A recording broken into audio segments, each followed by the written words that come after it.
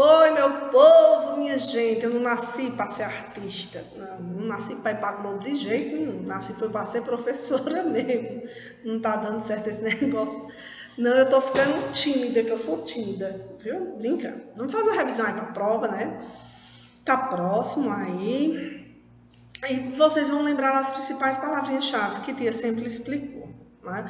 Então, o que eu estou revisando aqui é o que realmente vai estar na prova, viu? Vamos estudar sobre a África, né? Todo mundo sabe que a África é considerada o berço da humanidade. Tia, lá só era lá que tinha um berço, no outro canto não tinha não. Ô, criatura. Né? Oi, Ian, é não.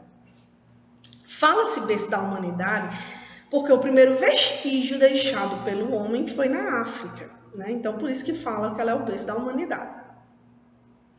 Atualmente é constituída por mais de 50 países e uma população formada por múltiplos grupos étnicos de grande diversidade cultural. O que mais chama a atenção da África é a diversidade de povos, de cultura e de religião num continente só. É uma grande diversidade cultural, não é? Que foi explorada, né, de forma desenfreada, infelizmente, né, Laila? Então a gente observa isso, a África se destaca nisso, né, uma grande diversidade de povos e de cultura, né, e de etnias.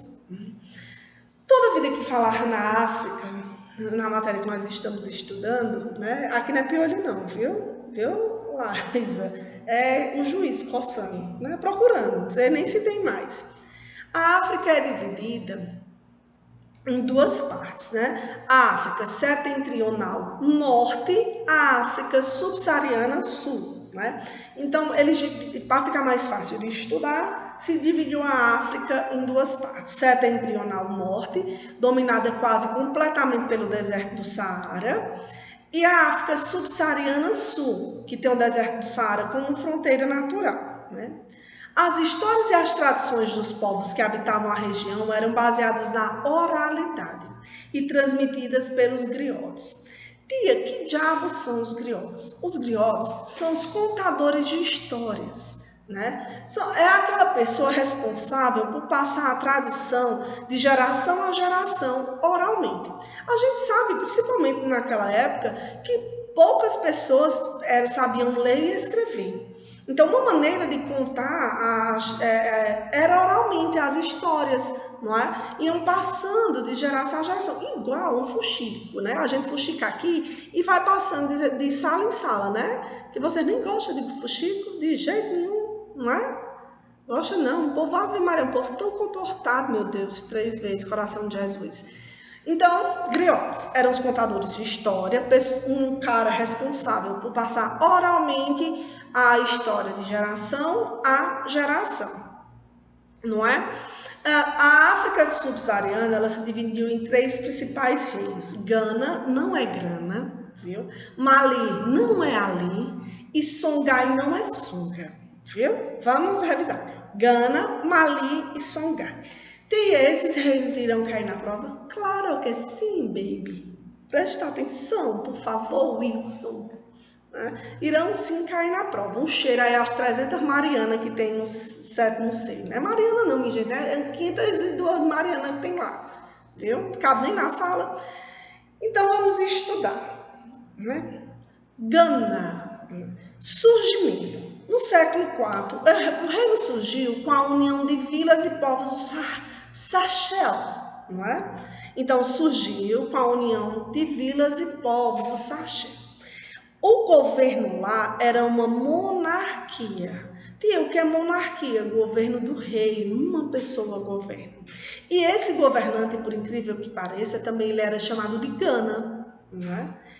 Gana acabou se dividindo em 2 partes. A parte administrativa, onde morava o rei, sua família, que é chamada de corte, e a parte comercial, onde realizava-se o comércio da mercadoria, principalmente pelos muçulmanos, não é?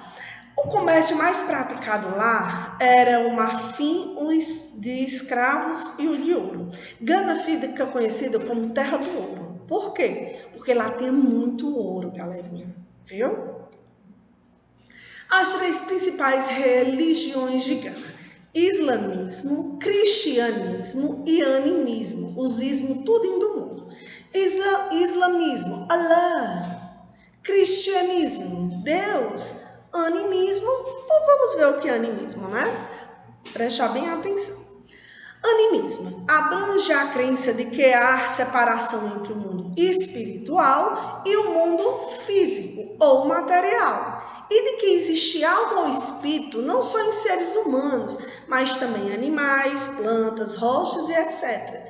Vamos dizer assim, eles acreditam que tudo, em vários deuses, e esses deuses todos têm alma. Por exemplo, Ian tem uma alma, né? Desde quando ela sai do espírito do corpo dele, mas ele tem, até a alma não aguenta, mas ela sai e volta. É o jeito, não tem outra opção, né?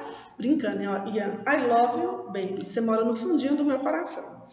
Então, vamos revisar sobre Gana, né? Gana, ela surgiu da união de vilas e povos do Sahel, né? Ela é dividida em duas partes, a parte, né, administrativa, onde mora o rei, sua corte, sua família, e a parte comercial, onde é praticado o comércio, né? Lógico que não ia ser praticado outra coisa lá, é o comércio. Lá quem manda é o rei era chamado de Gana. Eles tinham comércio de várias coisas, de marfim, de escravos, mas é conhecido como Terra do Ouro. Né? Lá eles têm três principais religiões, né? O islamismo, o cristianismo e o animismo, onde o animismo eles dão alma a pessoas, objetos, seres e etc. Difícil? Não. Mali, não é ali não, no Jati não, né, Camilinha? Jati é ali. Surgimento do povo de Mandinga se estabeleceu onde havia minas de sal e comércio de ouro. O governo lá era uma monarquia, onde o Mansa Kango Musa foi o mais conhecido. E eu preciso saber o nome desse coração de Jesus? Não, preciso saber que o governo de de Mali, era chamado de Mansa, né? Era uma monarquia também. Religião. O rei se converteu ao islamismo, e uma curiosidade. Quando ele se converteu ao islamismo, ele distribuiu bastante ouro, né? Oh, meu Deus, ele não passou lá em casa e não fez nada. Mas a população manteve as crenças animistas. Animismo, só é lembrar de Ian, tem alma, né? Que a gente pensa que Ian é um ser extraordinário, extraterrestre, do outro mundo, mas não, Ian é desse planeta mesmo. Né? Difícil, não, né? Songhai, não é Sunga não, né? Songhai, surgimento. Povo antes dominado pelo reino de Mali conquistou sua autonomia no final do século XIV. Com as bases de um novo império na região, Gao se estabeleceu como a cidade mais importante. Expansão territorial. Tia, que diabo é expansão territorial? Conquistar territórios, né? Conquistou reinos vizinhos, como o de Mali. Dominou as minas de sal e de ouro, além do comércio de escravizados e de marfim. As duas principais religiões eram os ismos, animismo e islamismo. A gente sabe, pessoal, que Songhai se destaca, né, por ser um reino que dominou vários outros. Né? Ele foi um reino muito importante, onde a sua principal cidade era Gao, e que lá eles tinham domínio das minas de ouro e de sal. Então está difícil? Não, baby. Périplo africano, minha gente, vou contar um segredo, questão de prova. Viu? Não contei a vocês, pelo amor de Deus, ninguém pode ver isso, só vocês. Viu? Não contar a ninguém, não. Périplo africano. Todo mundo sabe. Eu tô com preguiça, andando na coluna, mas vai. Todo mundo sabe, não é, João Vitor, que o objetivo dos europeus, dos portugueses, era chegar ao Oriente para comprar especiarias, né, produtos raros e caros que eles iam vender bastante. Para isso, eles realizaram um périplo africano. Se você observar bem direitinho na imagem, tem até, como é que eu posso dizer, uma setazinha, né? Era contornar o litoral da África. Para quem não sabe o que é litoral, é aquela coisa que você vai na praia, né? Uma vez no ano, coisa de pobre. Pobre vai na praia uma vez no ano, eu. né? Quando dá certo. Esse ano não tem praia, não tem nada, ninguém sabe se tem um ano que vem. Mas eu acho que tem, sabe por quê? Que sal é bom, né? Sal grosso, tem na praia, tira no mar. O coronavírus não vai para lá. Boa ideia. Então, périplo africano. Contornar o litoral da África para chegar ao Oriente, né? Para chegar às Índias, os portugueses contornaram o continente africano, o que gerou contato com os povos desconhecidos por eles até então. Os portugueses pararam em portos do litoral da África para abastecer as embarcações e para comercializar produtos. No início, eles paravam no litoral da África só para abastecer as embarcações, né, pegar água potável, que não ia beber água do mar, que tem xixi e cocô de tubarão, e começaram a comercializar pequenos produtos, paravam para ajeitar a embarcação quando o pneu do navio furava. Não tem pneu. Quando a embarcação quebrava e etc. Eles começaram a ver que lá tinham povos de cultura, de religião e de cor diferente da deles, né? E viram que eram povos que não tinham tanta tecnologia, que eram até fáceis de capturar, de dominar. Então é isso que os europeus vão realizar com os africanos, não é? A dominação desses povos, principalmente porque eles se acham superiores. Esses povos são inferiores, né, Ana Clara? E se são inferiores, são fáceis de dominar. Então, quem manda aqui sou eu. Não tem aquele ditado, manda quem pode, obedece quem tem juízo. Por isso que eu não obedece, né? Vai acontecer. A escravidão sempre existiu. Ainda, infelizmente, existe até hoje. A gente acha que não, mas sim, existe. Existe, para mim, até a escravidão do tipo... Uma pessoa que trabalha o dia todo e ganha uma miséria é escravidão. E infelizmente ainda existem casos realmente de escravidão mesmo, onde a pessoa só trabalha naquele lugar ali só para sobreviver, não ganha nem uma graninha, né? A escravidão sempre existiu, desde a antiguidade, desde o ano passado que a gente estuda que ela existe, e ela existia por 3 maneiras. Vamos relembrar. Prisioneiros de guerra, por dívida. Falando em dívida, Lois, paga o que tu tá me devendo, senão tu vai virar minha escrava, viu? Vou levar tu lá pra casa, bichinho, pra cuidar de marca. Eu tenho certeza que você vai pagar os R$2 que tu tá me devendo, viu? E por filhos de escravos. Se minha mãe era escrava, consequentemente, eu me tornaria escravos, né? Então, a escravidão, antes das grandes navegações, antes dos portugueses chegarem na África, a escravidão na África era prática comum desde a antiguidade.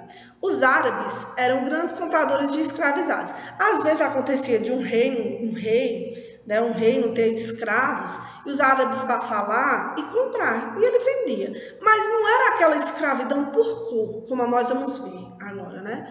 Ocorria por diferentes motivos: capturas de indivíduo, prisioneiros de guerra, dívida não paga, viu, Luiz? Vou dar 3 dias para pagar meus R$2.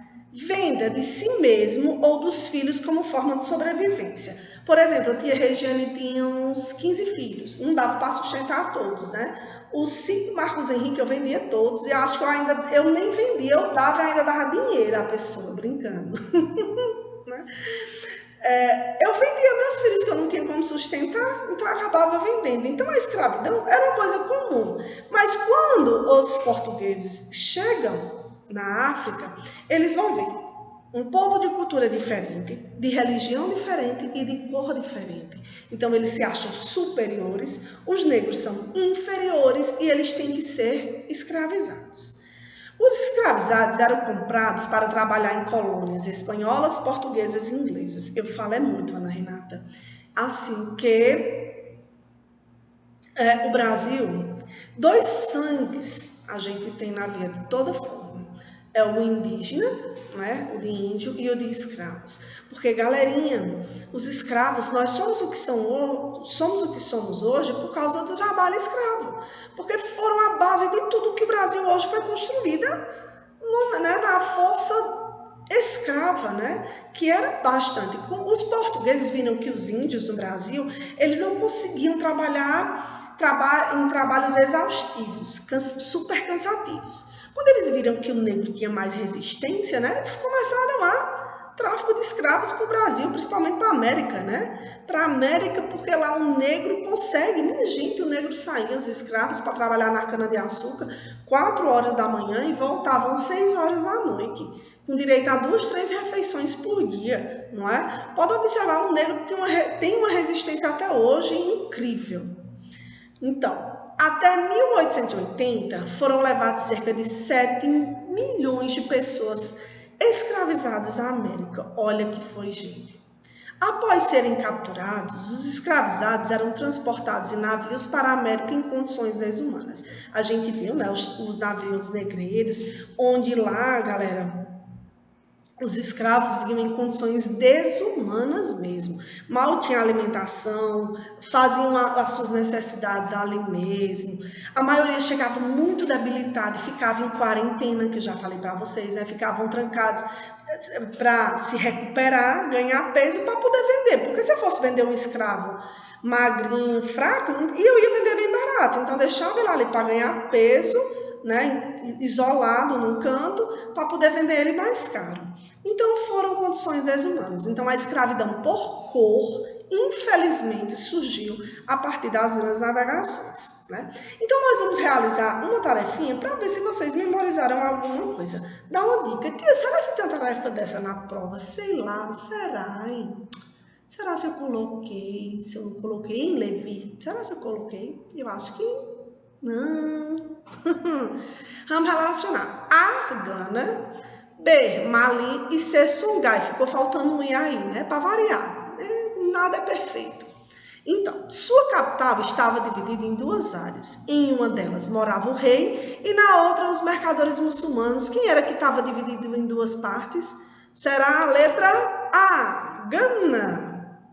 O rei era chamado de Mansa. Quem era? O rei de Gana era chamado de Gana. O rei de Mali era chamado de Mansa. Seu poder econômico provinha do domínio sobre minas de ouro e de sal e do seu comércio de marfim escravizados. Quem foi que dominou minas de ouro e sal? Cara, tipo assim, foi Songhai. Soluço, para variar.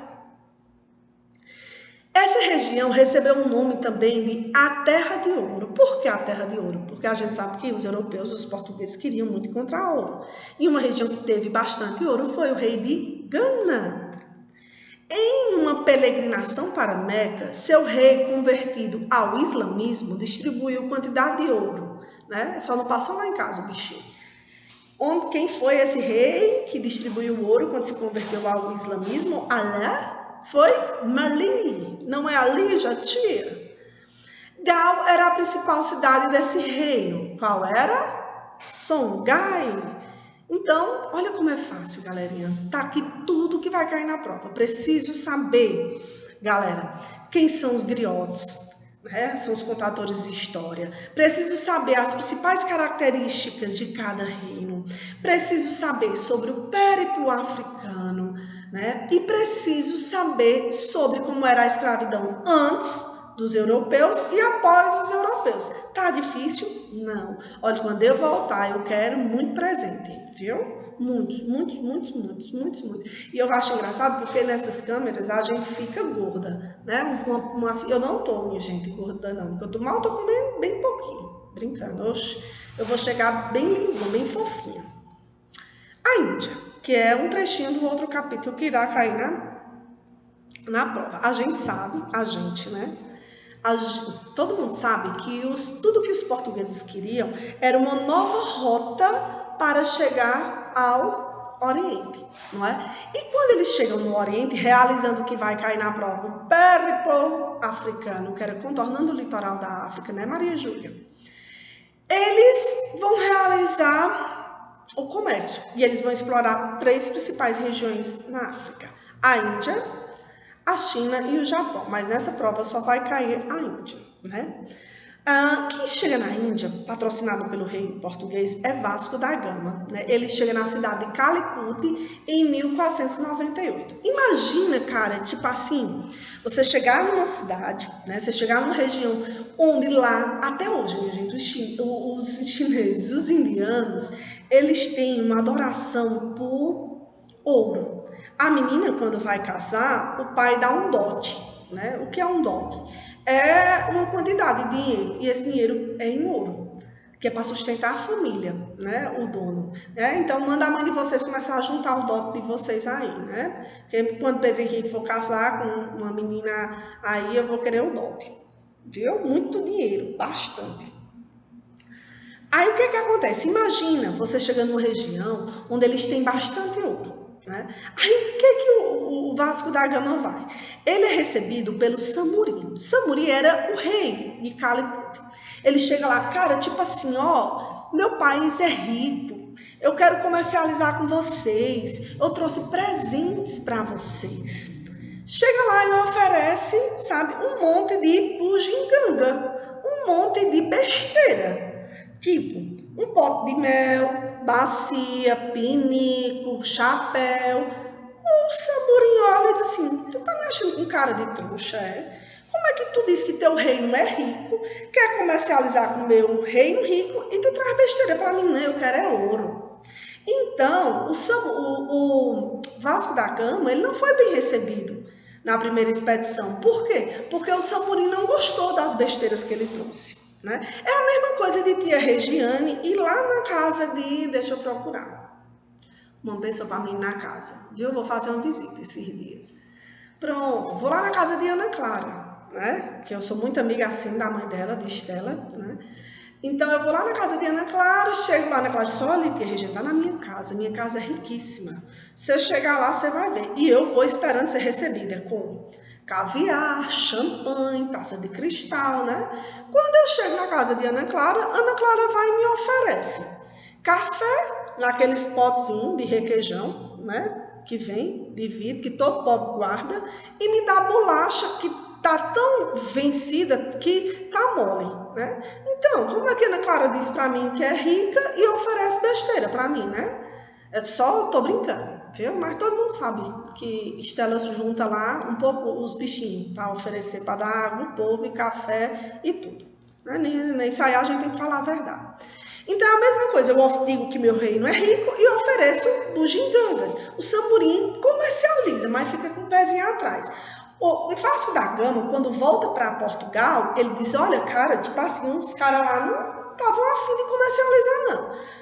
O rei de Portugal disse, ó, na segunda expedição tu entra lá bombando, certo? Tu utiliza violência, tu mete a porrada naqueles caras, bombardeia tudo lá e diz, quem manda aqui sou eu. Foi o que aconteceu, né?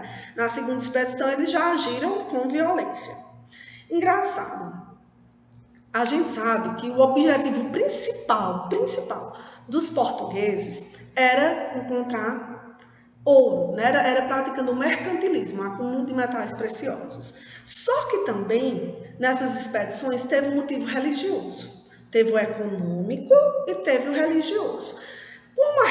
Com a reforma protestante, né? Lembra Lutero, que dizia que para ser salvo não precisava pagar, era só preciso ter fé. A Igreja Católica perdeu muitos fiéis. Não é? Muitas pessoas se converteram à Igreja Protestante.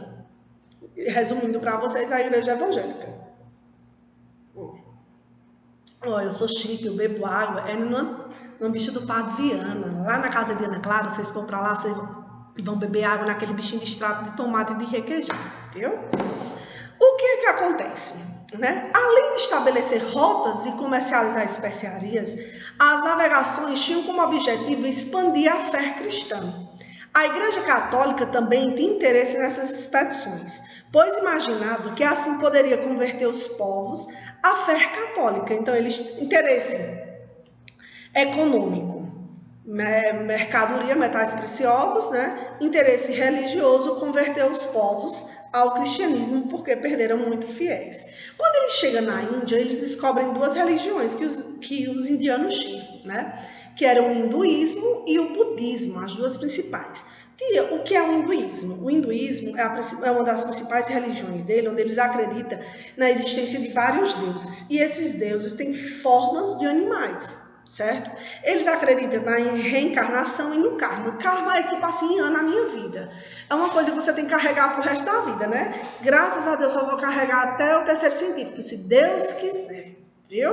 Então, karma é você pagar uma punição do que você fez em outra vida, né? Eu estou pagando a minha nessa. Então, o budismo, quando falar budismo, Buda. Lembrar que o seu chefe, o fundador, foi Buda. Eles também acreditavam na reencarnação, mas eles acreditavam muito na meditação, no relaxamento. Estou precisando relaxar, viu? Então, continuando. Terminamos aqui o assunto. Sobre a Índia, vocês vão precisar novamente saber sobre o périplo africano. Preciso saber que os portugueses não foram bem recebidos na Índia, porque foram oferecer bugigangas, né, para uma região rica em ouro. Preciso saber também das religiões, as duas principais religiões, o budismo, não vamos pensar em coisa não, budismo, que era Buda, que acreditava na reencarnação e na meditação, e no hinduísmo, que é vários deuses em forma de animais, que também acredita na reencarnação, e no karma, né? Então vamos para o exercício. Estou coçando a cabeça aqui só, mas é o juízo que eu estou procurando que falta. Eu acho que eu deixei cair em algum canto. No processo de expansão marítima portuguesa, visava-se estabelecer relações comerciais com o Oriente. No entanto, havia outros interesses envolvidos nas expedições organizadas por Portugal. A respeito desse assunto, analise as afirmativas a seguir. Era para estar verdadeiro ou falso ali, mas aí o juízo não permitiu. Mas vamos aqui. Não é número 2, é 1, viu? Um dos objetivos da expansão portuguesa era expandir a fé cristã em razão da perda de fiéis causadas pela reforma protestante. Verdade. Lembra, galerinha, que a gente já estudou, que um dos objetivos, não é o único objetivo, certo? Olha a diferença. Era realmente, tinha um objetivo comercial e um objetivo religioso. Então, essa tá verdadeira. Os jesuítas tinham grande interesse nas relações comerciais entre portugueses e povos do Oriente, uma vez que poderiam dar continuidade à reforma protestante fora dos limites da Europa. Lembra os jesuítas que foram padres mandados para catequizar os índios, para catequizar os nativos? Eles tinham interesse em relação comercial? Não é nenhuma não. Eles tinham interesse em relação religiosa. Né? Eles não queriam converter o povo para praticar o comércio, não. Eles queriam converter o povo para uma nova religião, para aumentar a questão do que eles perderam na reforma. Expandir a fé cristã foi o principal objetivo dos portugueses no período das grandes navegações. O principal, lembra? Não foi o principal. Eles tinham 2 objetivos. O principal era o econômico. Não era expandir a fé, era acumular metais. Então, a alternativa correta é a letra A, de amor, né? Então, galerinha, vamos aí, coração de Jesus, estuda para a prova, pelo amor de Deus, para tirar nota boa e não ficar em recuperação. Tu tá ouvindo, Ian? Viu? Um cheiro e até a próxima.